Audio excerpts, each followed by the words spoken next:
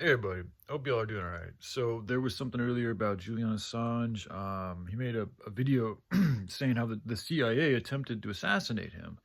And then shortly after that, Roseanne uploaded a video with her interview with RFK, and the title of the video was "I know how to."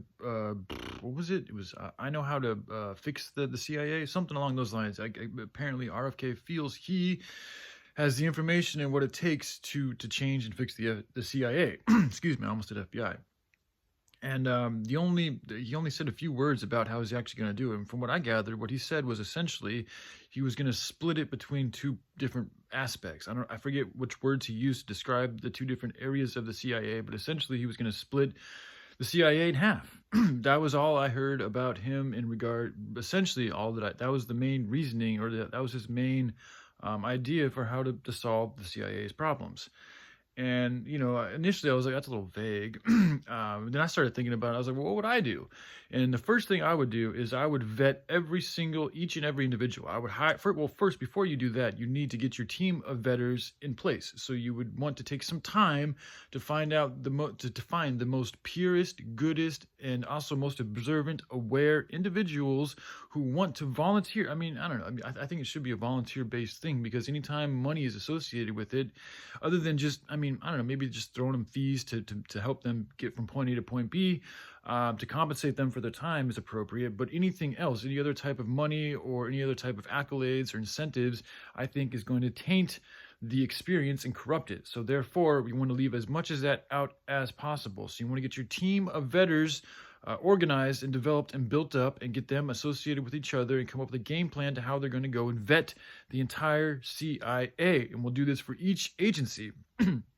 And then you literally sit down with each and every single individual, starting with the dude who's at the top of the chain, the director, whatever the official title is of the dude who sits at the top of the CIA. You start with him and you work down.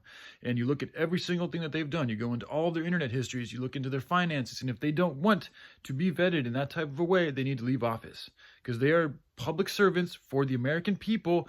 And if they're choosing not to be transparent, then that means we don't know who we have serving us, which means I don't want, if somebody does not want to show who they really are, they should not be in a house. They should not be in a public representative office. That's my opinion. I don't know how the rest of America feels, but that's me.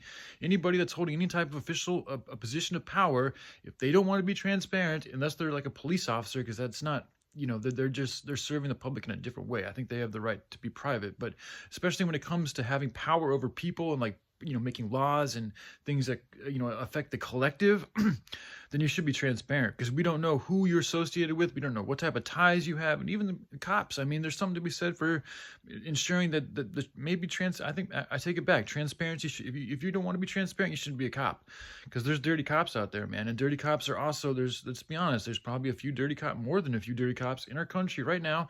And they're probably also a huge part of the problem with the fentanyl and human trafficking. So I take it back.